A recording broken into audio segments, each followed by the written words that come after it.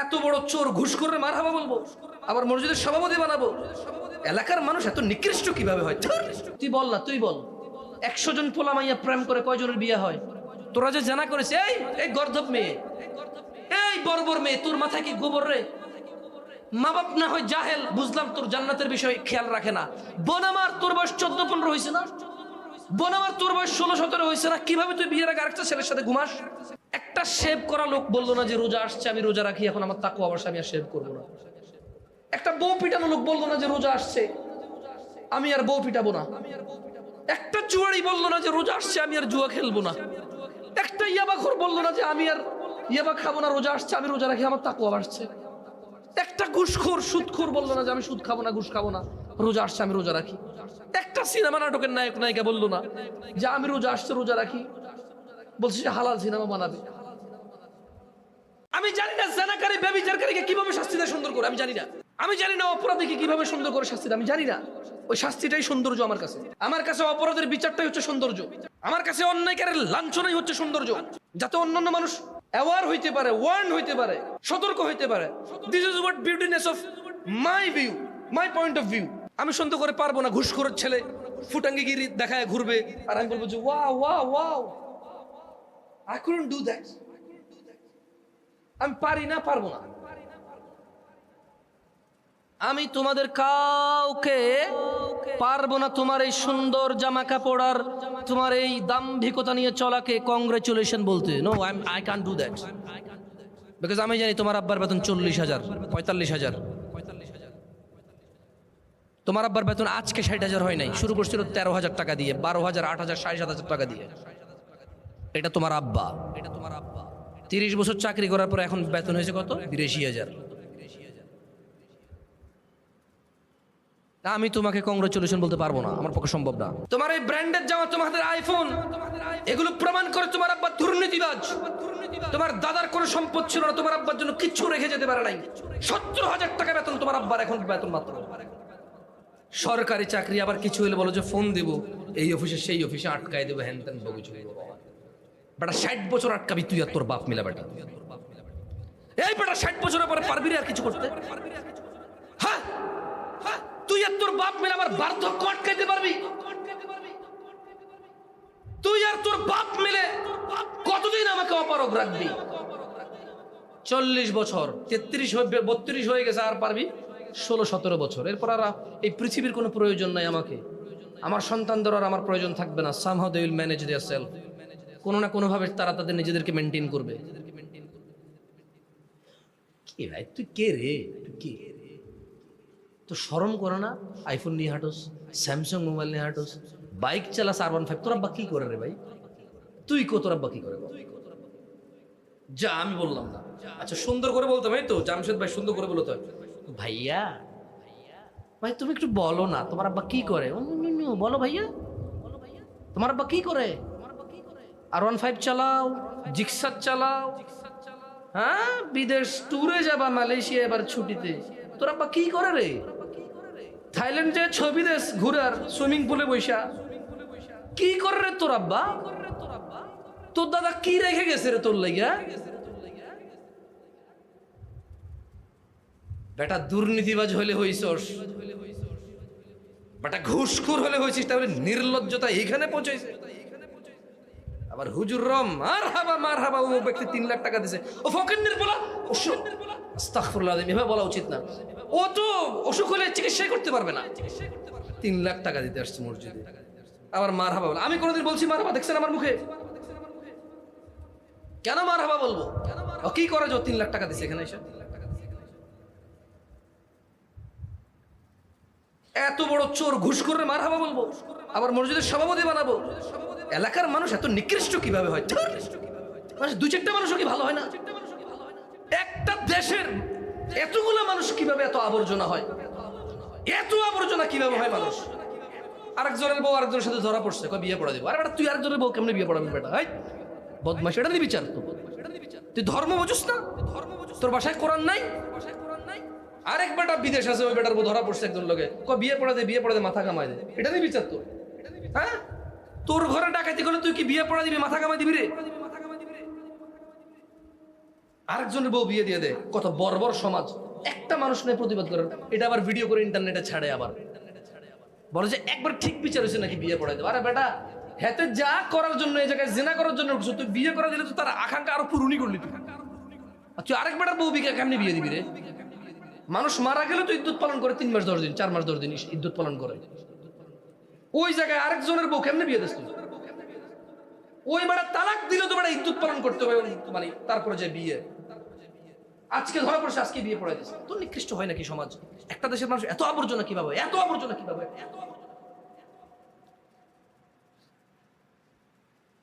বিয়ের রাতে বলে যে তুমি কি করছো আমাকে বলো, আমি কিছু বলবো না কাউকে, তোমাকে মাফ করে দেবো। বলে যে হ্যাঁ আমি 4 জন লোক, একজন লোকে শুধু ছিলাম। বলে যে কয়বার ছিলা? মেয়ে বলে যে না শুধু একবার, সত্যি বিশ্বাস করেন হেন তেন। এরপর আবার মানে মেয়ের মা মেয়েকে ছেড়ে দিছে একা একা, একলা যায় একলা আসে, একলা যায় একলা আসে, পোলাদের সাথে পড়ালেখা করে। এরপরে যে এই এদেশে প্রেম করে বিয়ে সাকসেস রেশিও কত রে? এই জাহেল ছেলে, আরেকজনের মেয়ের জীবন নষ্ট করিস। তুই বল না, তুই বল 100 জন পোলা মাইয়া প্রেম করে কয়জনের বিয়ে হয়? তোরা যে জানা করেছে, এই গর্ধব মেয়ে, এই বর্বর মেয়ে, তোর মাথায় কি গোবর রে? মা বাপ না হয় জাহেল, বুঝলাম তোর জান্নাতের বিষয় খেয়াল রাখে না। বোন আমার তোর বয়স 14-15 হয়েছে না? বোন আমার তোর বয়স 16-17 হয়েছে না? কিভাবে তুই বিয়ের আগে আরেকটা ছেলের সাথে ঘুমাস? কিভাবে তুই আরেকটা ছেলের ক্লোজে যাস? কোন বুদ্ধি তোর? তোর কি বিবেচনা? তোর কুমারিত্ব কি বারবার ফিরে আসবে রে বোন? মারা গেলে মানুষ কি ফিরে আসে? তোর কুমারিত্ব কি বারবার ফিরে আসবে? তুই কিভাবে আরেকটা ছেলের কাছাকাছি যাস বিয়ের পূর্বে? কিভাবে আরেকটা ছেলেকে তুই অ্যাক্সেস দিস তোকে ধরার, ছোঁয়ার? এই দেশের জানাবে বিচারকে প্রেম বলে। ওই জানাবে বিচার যা প্রেমই বললাম, সাকসেস রেশিও কয়টা রে? কয়টা ছেলে মেয়ে প্রেম করে কয়টা বিয়ে হয়েছে? তা তোরা যে প্রেম করে জানাবে বিচারে লিপ্ত হস, স্বামীকে কি জবাব দিবি রে বোন আমার? পারবি, কোনো চিন্তা নাই। নির্লজ্জ বেহায়া হিজড়া ছেলে, ব্যক্তিত্বহীন ছেলে, যাকে দেখে তার পরিবার ভয় পায় না। যদি এই ছেলে যদি কোনো কুমারী মেয়ে না পায়, এই ছেলে যদি বুঝতে পারে যে এর বউ বিয়ের পূর্বে কারোর সাথে শারীরিক সম্পর্ক করছে, এ কিডনি বিক্রি হলো তালাক দিবে, কিডনি বিক্রি করে হলো তালাক দিবে। এবং সে অ্যানাউন্স করবে হ্যাঁ আমি ওই দুর্ভাগা, যা যে একটা মানে দুশ্চরিত্রা মহিলাকে বিয়ে করেছি, আমি সেই অবিচক্ষণ লোক, আমি সেই বর্বর, সেই গর্ধব যে বিচক্ষণতা দিয়ে ফাইন্ডিংস করতে পারেনি একটা ভালো মেয়ে বিয়ে করেছে, একটা দুশ্চরিত্রা যে বিয়ের পূর্বে চরিত্র খারাপ করেছে, আমি সেই দুর্ভাগা, সেই গর্ধব, তালাক দিয়ে দিলাম। তাহলে যে আমার কি হবে, সমাজ কি হবে? তুই ছেলেরে বেটা, তুই পুরুষ, আমার কি হবে? ছি, মানে আমি দেখেন, আমি আগেও বলছি লাআল্লাকুম তাত্তাকুন। মা হুয়া আত-তাকওয়া ইয়া নাস? মা হুয়া আত-তাকওয়া? তাকওয়া কি? আল্লাহ ভীতি। কিভাবে আল্লাহ ভীতি হলো? রোজা রেখা প্রেমিকরে বলতেছে তোমাদের এলাকায় ইফতারি আজকে কি বানাইছে, তোমরা আজকে কি বানাইছো? রোজা রেখা জেনার সম্পর্ক কন্টিনিউ করতেছে, তার জেনার পার্টনার কি বানাইছে ইফতারি সেটা খবর নিচ্ছে। তো কি তাকওয়া আসছে তার?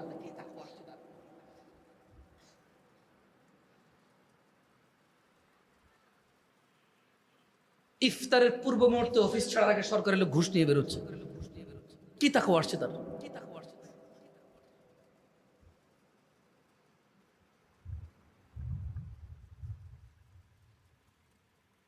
আমি আগেই বলছি, আমি খুতবাটা বলতে দেবো আমার জন্য ঠিক না।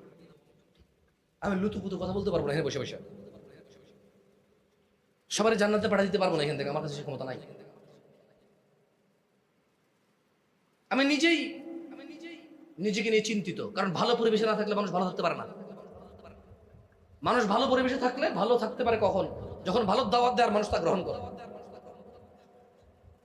আমরা কেউ এখানে নবী রাসূল না যে হই আসবে, আমরা কেউ এখানে নবী রাসূল না যে আল্লাহকে অতটা ভয় পাইতে পারবো যতটা ভয় নবী রাসূলরা পাইছে। দিন দিন আমাদের কাছেও জিনিস সহজ হয়ে যাচ্ছে। যখন নতুন নতুন আসছি বাংলাদেশে, যত কিছু দেখলে গা ঘিন ঘিন করতো, যত কিছু যত অসহ্য লাগতো, এখন তা লাগে না। আমি আমাকে নিয়ে চিন্তিত। I'm worried about me. I'm not anymore worried about you. You are none of my concern anymore. আমি আর নিজে কনসার্ন করতে পারি না।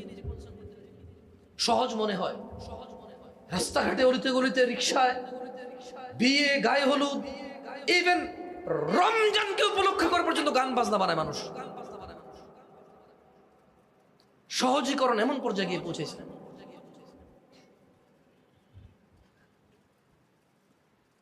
আল্লাহ বলছি, আইয়ুহাল্লাযীনা আমানু, হে ঈমানদাররা, কুতিবা আলাইকুমুস সিয়াম, তোমাদের উপর সিয়ামকে ফরজ করা হলো, কামা কুতিবা আলাল্লাযীনা মিন ক্বাবলিকুম লাআল্লাকুম তাত্তাকুন, যাতে তোমরা আল্লাহ ভীরু হইতে পারো, এই জন্য তোমাদের উপর রোজা ফরজ করছি। প্রত্যেকে আমরা রোজা রাখি, কিন্তু আমরা আল্লাহ ভীরু হইতে পারতেছি না। তা কেমন রোজা রাখি আমরা? একটা শেভ করা লোক বললো না যে রোজা আসছে আমি রোজা রাখি, এখন আমার তাকওয়া অবশ্য আমি আর শেভ করবো না। একটা বউ পিটানো লোক বললো না যে রোজা আসছে আমি আর বউ পিটাবো না। একটা জুয়ারি বললো না যে রোজা আসছে আমি আর জুয়া খেলবো না। একটা ইয়াবাখোর বললো না যে আমি আর ইয়াবা খাবো না, রোজা আসছে আমি রোজা রাখি, আমার তাকওয়া আসছে। একটা ঘুষখোর সুদখোর বললো না যে আমি সুদ খাবো না, ঘুষ খাবো না, রোজা আসছে আমি রোজা রাখি। একটা সিনেমা নাটকের নায়ক নায়িকা বললো না যে আমি রোজা আসছে রোজা রাখি, বলছে যে হালাল সিনেমা বানাবে। কি দেশ, কি মানুষ, কোন পর্যায়ে পৌঁছাইছি, কোন পর্যায়ে পৌঁছাইছি। সত্য কথাগুলো বললে শত্রু মনে করে, বলে যে সুন্দর করে বলেন। আরে ভাই, সুন্দর করে কেমনি পিটাই আমি জানি না। আমি জানি না মানুষকে কিভাবে সুন্দর করে, আমি জানি না জানাকারী ব্যভিচারকারীকে কিভাবে শাস্তি দেয় সুন্দর করে, আমি জানি না। আমি জানি না অপরাধীকে কিভাবে সুন্দর করে শাস্তি দেয়, আমি জানি না। ওই শাস্তিটাই সৌন্দর্য আমার কাছে। আমার কাছে অপরাধের বিচারটাই হচ্ছে সৌন্দর্য। আমার কাছে অন্যায়কারের লাঞ্ছনাই হচ্ছে সৌন্দর্য, যাতে অন্যান্য মানুষ অ্যাওয়ার হইতে পারে, ওয়ার্ন হইতে পারে, সতর্ক হইতে পারে। This is what beautiness of my view, my point of view. আমি সুন্দর করে পারবো না, ঘুষখোরের ছেলে ফুটাঙ্গিগিরি দেখায় ঘুরবে আর আমি বলবো যে wow wow wow, I couldn't do that. আমি পারি না, পারবো না। আমি তোমাদের কাউকে পারবো না তোমার এই সুন্দর জামা কাপড় আর তোমার এই দাম্ভিকতা নিয়ে চলাকে কংগ্রেচুলেশন বলতে। No, I can't do that, because আমি জানি তোমার আব্বার বেতন 40,000, 45,000। তোমার আব্বার বেতন আজকে 60,000 হয় নাই, শুরু করছিল 13,000 টাকা দিয়ে, 12,000, 8,000, 7,500 টাকা দিয়ে। এটা তোমার আব্বা, 30 বছর চাকরি করার পর এখন বেতন হয়েছে কত? 82,000। আমি তোমাকে কংগ্রেচুলেশন বলতে পারবো না, আমার পক্ষে সম্ভব না। যদি তুমি সুখ 2-4-10 দিন খাইছো আর তোমার জীবন স্বাবলম্বী আর টাকার প্রয়োজন মিটে গেছে, অভাবের ঘাটতি পূরণ হয়ে গেছে, তাইলে বুঝতাম যে ঠিক আছে, সেরে গেছে। কিন্তু খেতেই হচ্ছে কিশোর। এই যে ছেলে, এই বিবাহের পূর্বের বহির্ভূত সম্পর্ক সে বিবাহের পরেও ওপর বিনিয়োগ করে। কারণ মনে রাখবা, ছোট ভাই, তোমার কাছে যদি মনে হয় যে বিয়ে করো নাই, বউ নাই, এই জন্য প্রেম করো, ভুল। এটা তোমার চরিত্র। বিয়ে করলেও তুমি করবে। যদি তুমি বিয়ে করো নাই এই রিজনে প্রেম করো, তাহলে তুমি বিয়ে করার পরেও প্রেম করবা, এতে কোনো সন্দেহ নাই। তাহলে পরকীয়া কাকে বলে বলো? বাংলাদেশে মানুষ আমরা আজও জিনা অবিবাহিত করলে বলে যে প্রেম, জিনা বিবাহিত করলে বলে যে করবে, বাট জিনা বলি। অবিবাহিত লোকের জিনাকে আমরা বলি প্রেম, বিবাহিত লোকের জিনাকে আমরা বলি পরকীয়া। তারপর আমরা জিনা বলতে রাজি, সুন্দর সুন্দর নাম নিয়ে আসছি। এই আগামীর প্রজন্ম পরকে ঘৃণা করবে, জিনাকে না। পরকীয়া ঘৃণা করলে বুঝলাম, কিন্তু পরকীয়া করলে কি সমস্যা? বলবো যে ফ্যামিলি নষ্ট হয়ে যায়, ধ্বংস হয়ে। কিন্তু এটা যে গুণা, এটা যেটা বিশাল বড় মারাত্মক ইফেক্ট আছে জীবনে, এটা দিয়ে তার কোনো ই থাকবে না। এটাকে বলে কি, এটা নিয়ে ওরা কোনো ই থাকবে মানে কনসার্ন থাকতে না যে গুণা বা পাপ বা আমার রিজিক কমবে, আমার হায়াত কমবে, আমার সুস্থতা কমবে, আমার সম্মান কমবে, এটা নিয়ে সে এ করবে। জন্মে যে আরেকটা পরিবার নষ্ট গুণান আছে, কিন্তু এটা মানে আফসোস চাই তার আছে। আল্লাহর বিধিবিধান আল্লাহ সবগুলো অপরাধকে বলছে করিও না, খালি জিনাকে বলছে কাছেও দিও না। আমার মনে হয় নেশা অবস্থায় নামাজের কাছে যেতে না করছে, আর জেনাকে জেনার কাছে যেতে না করছে। লা তাকরাবু সালাত, না নামাজের কাছে থেকে নেশার মানে নেশার বস্তু থাকে, আর মানে সেনার বিষয় বলছে যে লা তাকরাবু কাছে যেতে না। কে এই রোজার কোন দিক, এই রোজাকে কেন্দ্র করে কে ইকুয়াল খারাপ কাছে ছাড়ছে? আপনাকে অভিনন্দন, আপনাকে জামশেদ মজুমদারের পক্ষ থেকে অভিনন্দন, সারা পৃথিবীর সকল মুসলমানের পক্ষ থেকে অভিনন্দন। জিতে যাবেন আপনি ইনশাআল্লাহ। আল্লাহ বলেছে যে রোজাকে আল্লাহ ফরজ করেছে তাকওয়ার জন্য, আল্লাহ ভীরুতা অর্জনের জন্য। আপনি যদি অপরাধ ছেড়েছেন রোজা আসার পর, রোজায় অপরাধ ছেড়ে দিয়ে পরে করবেন এই জন্য না। রোজা আসছে, রোজা আসেন, আল্লাহ ভীতি যাচ্ছে, নিজে নিজে লজ্জা পাচ্ছেন অপরাধ করতে, আর অপরাধ ছেড়ে দিছে, আপনাকে স্বাগত, আপনি জিতে যাবেন ইনশাআল্লাহ। কারণ আপনার রোজা কবুল হওয়ার সম্ভাবনা বেশি, কারণ আল্লাহ কোরআনে বলছে রোজা আমি ফরজই করছি আল্লাহ ভীরুতা বাড়ার জন্য। তো আপনার আল্লাহ ভীরুতা বাড়তেছে, তার মানে রোজা আপনার কাজে আসতেছে, রোজা আপনার কাজে আসতেছে। আর আপনি যিনি কোনো ধরনের কোনো অপরাধ ছাড়েন নাই, রোজা আপনার কাজে আসতেছে না। আমি কি বলছি রোজা রাখিয়েন না? আমি কি বলছি রোজা কবুল হচ্ছে না? হ্যাঁ, আমি বলছি রোজা আল্লাহ ফরজই করছে আল্লাহ ভীরুতার জন্য, আর আপনি কোনো অপরাধী ছাড়তে পারতেছেন না। আসলে আপনার কি কাজে আসতেছে আপনি কোন না, আমি বললাম যা। আজকে আসলে আমি একটু ফ্রাস্ট্রেটেড, আমি একটু বিরক্ত। আমি বিরক্ত এই জন্যে, বাংলাদেশের গুটি সামান্য কিছু সরকারি চাকরিজীবীরা 22 কোটি মানুষের সাফারের জন্য দায়ী। এই রাজনীতিবিদরা তাই সর্বোচ্চ 10%, 90% তাই হচ্ছে সরকারি চাকরিজীবী। এই 22 কোটি মানুষের সাফারিং এর জন্য দায়ী হচ্ছে অথরাইজড পার্সনরা, হচ্ছে কে? সরকারি চাকরিজীবীরা। অথরাইজড পার্সন কিন্তু নেতা না, নেতার সিগনেচারে কিছু হয় না, সরকারি চাকরিজীবী সিগনেচারে যা হয় হয়। এই রাস্তায়, এই ঘাট, এই চুরি, এই ডাকাতি, এই নারায়ণগঞ্জের বদনপুরে যাত্রাবাড়ির জেলের মধ্যে চোর ডাকাতরা প্রকাশ্যে হেঁটে বেড়ায়, কখন কার মোবাইল টান দিয়ে নিয়ে যাবে, মানুষ ভিডিও করে ছাড়ে। এটা দমন করার ক্ষমতা বাংলাদেশের নাই। এরা কিভাবে অন্যায়কারী সরকারকে নির্মূল করছে দাবি করে আমার জানা নাই। অন্যায়কারী কিছু ব্যক্তিকে এরা নির্মূল করছে, বলো এই অন্যায়গুলো অন্যরা দখল করে এটা। কারণ অন্যায় বন্ধ এভাবে করা যায় না, অন্যায় বন্ধের জন্য প্রয়োজন শাস্তি, তার জায়গা দখল করা না। আপনি নেতা, অন্যায় করেন, 2-4-5টা অন্যায় করছেন, গায়ে লাগে নাই।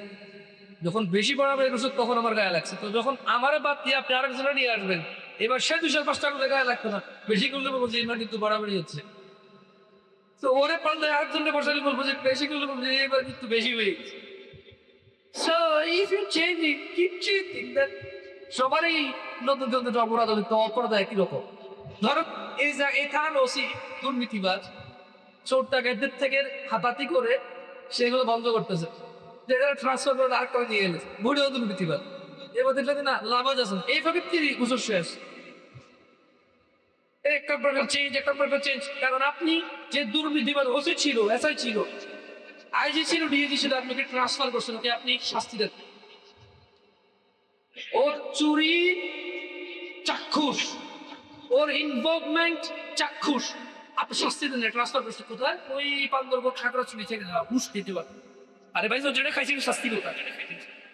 চাকরি হয়ে গেল, ওর তো ছোটবেলা থেকে চাকরি করে খাবে, এইভাবেই ও বড় হয়েছে। তো চাকরিটা তো হয়ে গেল, ও তো সাকসেস। ও দুর্নীতি করে ঘুষ খেয়ে তোর সমস্যা হয়নি, হয়েছে? ওরে বান্ধব ওর পাঠাবে ঘুষ না খাওয়ার জন্য, ওসি বলে যা কামাচ্ছে দা দিয়ে আসে সোজা মতিছি ঘুষে দেবে, আরো বেশি খাও। তো বলছে 50 লাখ মতেছিলাম, পড়াশোনা বিজনেস কোথায় বেশি আছে ওই জায়গা।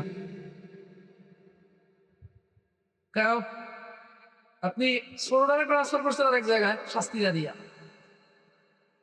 বড়টাও দুর্নীতি ঘুষখোর, ওটা বড়কে বোঝে গেছে বলবো যে তুমি আমার মাকার উপরে হেব।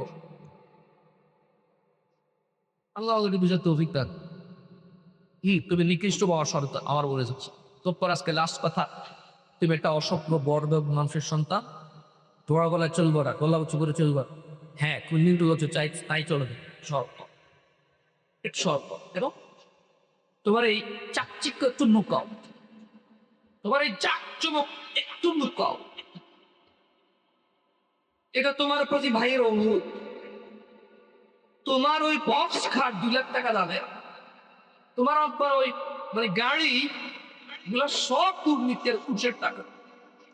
তুমি এটা চোরের সন্তান, তুমি এটা নির্লজ্জ হ্যাঁ মানুষের সন্তান। তোমার আবার মানুষই না, তোমার আবার মানুষই না, ও মানুষের কাতারেই পড়ে না। তুমি বলতে গেলে অমানুষের সন্তান না, এটা তোমার দোষ নাই। না, তোমার কোনো দোষ নাই এতে, কারণ তুমি নির্বাচন করতে পারো এটা আধার জন্ম নিকাল, বাট তুমি নির্বাচন করতে পারো কিভাবে জীবন যাপন। তোমার আব্বার ওই অসৎ উপার্জন দিয়ে ফুটার দিকে করে চলবে না। একটু লজ্জাবোধ করো, তোমার বয়স মাত্র 22 বছর। আমি তোমাকে অনেক ভালো মনে করি, আমি মনে করি তোমার মাথায় মগজ আছে, পচে যায়নি।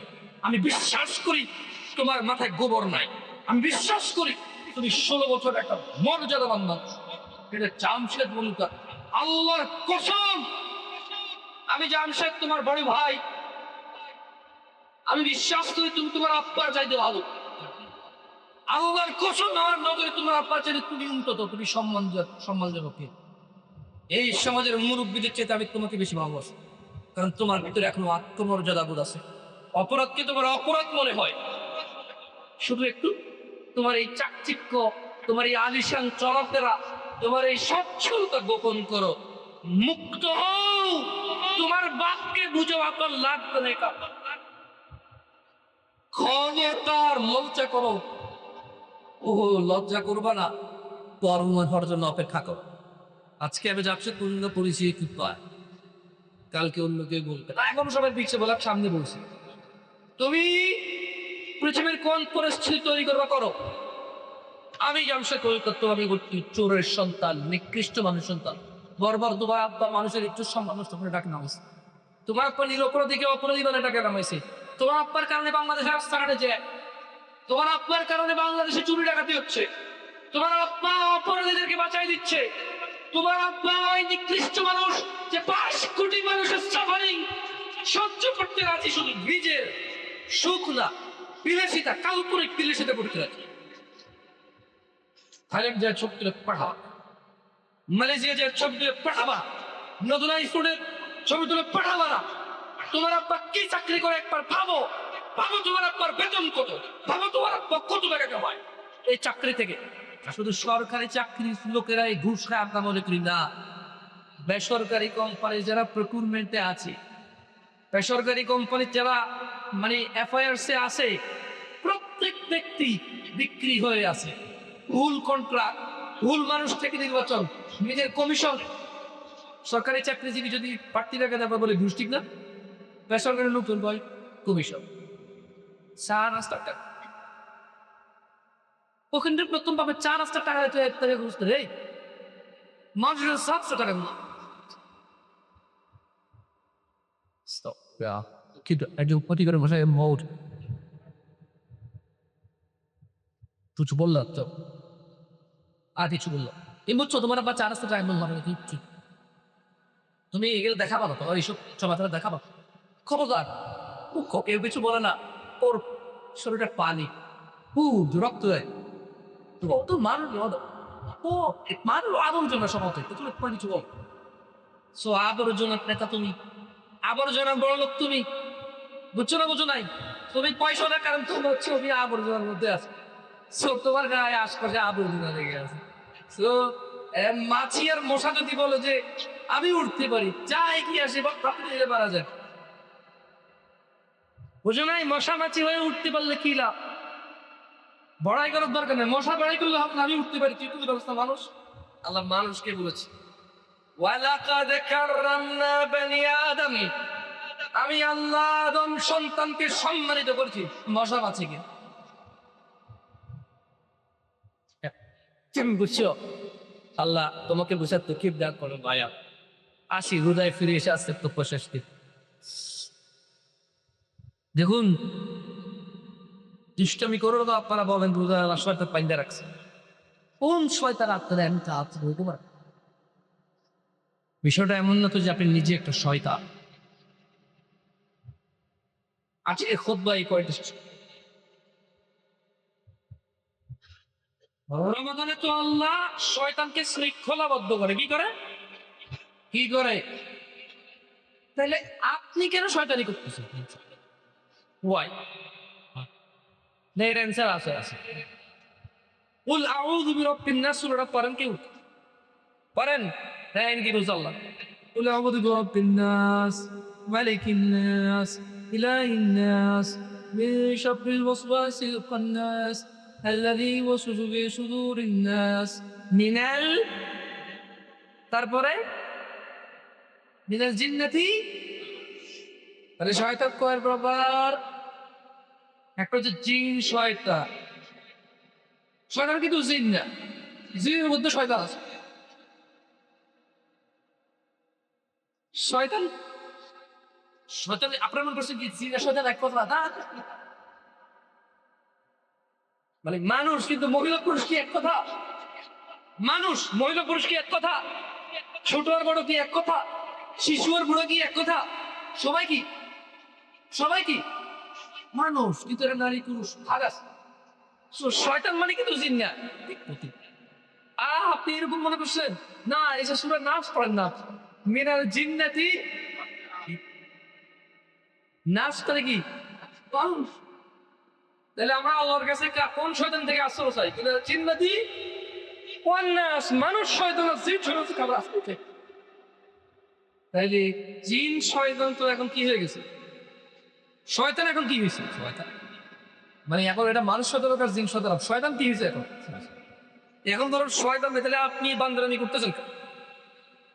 আপনি শয়তানি করতেছেন কেন? কারণ আপনি নিজেই শয়তান না তো। এখন তাহলে কি বাইরে রাখতে হবে আপনারাও কোথাও? দেশ ভালো হওয়ার জন্য, জনগণ ভালো হওয়ার জন্য, সমাজ ভালো হওয়ার জন্য, রাষ্ট্র ভালো হওয়ার জন্য, পরিবার ভালো হওয়ার জন্য, ব্যক্তি ভালো হওয়ার জন্য।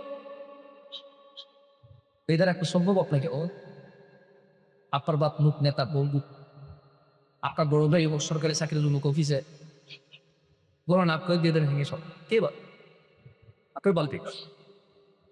আল্লাহ তাআলা আমাদেরকে এই রমজানে তাকওয়া প্রাপ্তি হওয়ার তৌফিক দান, অন্যায় অপরাধ থেকে ফিরে আসার তৌফিক দান। আমাদের গুনাহ ভুল ত্রুটি তিনি ক্ষমা করে দেন, উনি গফুর। আল্লাহ সুবহানাহু ওয়া তাআলা আমাদের নিজেদের সংশোধন হওয়ার তৌফিক দান। আল্লাহ সুবহানাহু ওয়া তাআলা আজকের খুতবার খতিবকে হিদায়াত দান করুন, হিদায়াতের পথ বিচারিত করুন।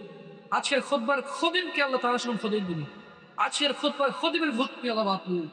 আজকের খুতবার খতিবকে এবং তার খুতবার মুসল্লিদেরকে আল্লাহ এই খুতবা থেকে লিখিত ক্ষমার প্রার্থনা কবিতা। আজকের খুতবার খতিব এবং তার মুসল্লিদের আল্লাহ ক্ষমা করুন। আজকের এই মসজিদের খুতবার খতিব এবং তার মুসল্লিদের আল্লাহ তাআলা ক্ষমা করুন। আল্লাহ তাআলা এই খুতবার খতিব এবং তার মুসল্লিদের তিনি সুবহানাহু ওয়া তাআলা জীবন সংশোধন করে ওনার পথে জীবন অতিবাহিত করার তৌফিক দান। আল্লাহ তাআলা আজকের খুতবার খতিব এবং তার মুসল্লিদের ইসলামকে সহজ করে দিন, অপরাধকে কঠিন করে দিন। আল্লাহ তাআলা হৃদয়ে আত্মমর্যাদাবোধ জাগ্রত করে দিন। আল্লাহ তাআলা আমাদের বক্ষ প্রশস্ত করে দিন। আল্লাহ তাআলা আমাদের পিতামাতা যারা পৃথিবীতে তাদের ক্ষমা করে দিন।